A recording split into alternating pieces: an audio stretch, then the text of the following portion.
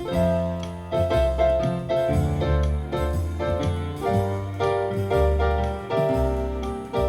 the weekend, 29-year-old American-born Omar Mateen entered a gay nightclub in Orlando, murdered 49 people, and injured another 53 before being shot and killed by police.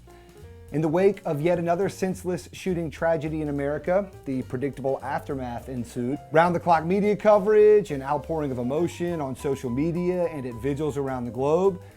And of course, Donald Trump causing all Republicans who have endorsed him to take 2 scoots back in their office chair and repeatedly bang their heads against their desks, wondering what will come next. If you endorse Trump, you can't sleep well at night. I mean, you have no idea what he's going to do or say or especially tweet next. And of course, everyone took to their respective sides of the gun control debate to repeat much of the same rhetoric that gets recycled every time one of these shootings take place. Whose first thought when they heard 50 people were shot was to congratulate Donald Trump?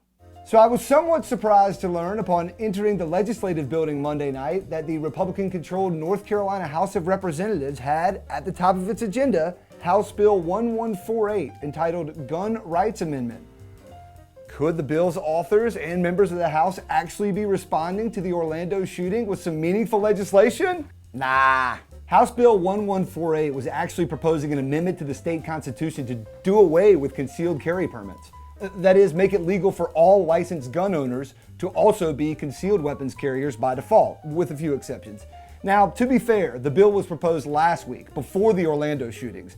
Its filing did coincide with a U.S. Circuit Court of Appeals ruling in California that said concealed carry is not a right guaranteed by the Second Amendment. But over on his Facebook page, Representative Larry Pittman of Concord, one of the bill authors, said that didn't spur him into action. He's just always down to ease up some gun restrictions and make voting harder. Thankfully, the bill never quite hit the House floor, as Speaker Tim Moore referred it to the Rules Committee, which is apparently legislative code for don't hurry back. Whether the motives behind the bill's quick dismissal had to do with the shooting in Orlando, we can't be quite sure. But as relieved as I was that we would not be the state whose first order of business after a national tragedy was to go the other way on gun control, I still find it a little perplexing that, Orlando aside, we are still a state that's being governed by people whose priority is to promote gun ownership. It's folks like Larry Pittman who are laser focused on gun rights that are drawing a line in the sand so deep on the gun control debate that it's helped contribute to that Grand Canyon-sized gap in our larger political discourse.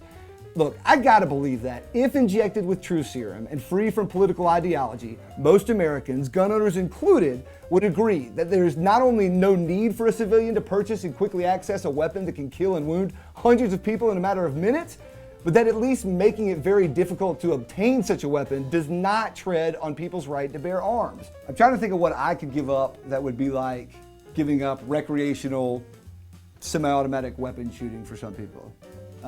But thanks in part to money from the NRA and other like-minded groups, the legislative process is being jammed up on a national and state level by folks with the mindset, or more likely the instructions, that any movement towards gun control is akin to a combination of treason and digging up our founding fathers just so we can give them the finger. If somebody told me, hey, we're gonna have to give up playing basketball so that it might save a bunch of lives, we're gonna try it, I think I'd be okay with it. The NRA's role in this gridlock bothers me not because I think they're evil, but because a lot of people who blindly trumpet their slogans don't see them for what they mostly are. Really good at making money. The NRA reaps millions from the gun industry, and then it uses it to help influence legislation that will in turn keep the money flowing for the gun industry. This reminds me when I used to substitute teach and I'd have arguments with kids about, what they should or shouldn't do or what was or wasn't cool even. And I'd always use the phrase like, that's fine, you can believe that person, but that person is trying to sell you shoes or sell you music or sell you drugs or whatever. They're certainly not the only ones that play politics that way, but to pretend it's about constitutional principles more than profit is naive. My opinion is solely based on what I think. You can believe that I am not trying to sell you anything. In conclusion, to non-gun owners out there, my advice is to continue to diligently pursue ways to make sure your opinion is heard, beyond Facebook. And perhaps educate yourself further. If you've never fired a weapon or haven't recently, consider a basic course or tag along with a friend to the range. you may find you have a lot of common ground with gun owners, even if in some of these debates we seem miles apart. To gun owners, I won't patronize you with more "they're not going to take your guns away" than you've already heard. If you truly believe that's what will happen if you even consider new gun control measure, I'm not going to be the one to convince you otherwise.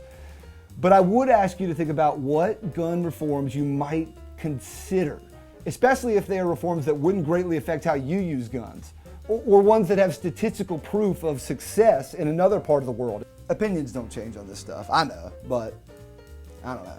Perhaps inform your representatives that you would continue to support them even if their fight for gun rights included considering new smart sense measures that might make us all a little bit safer. For North Carolina Yesterday, today, I'm Hayes Permar.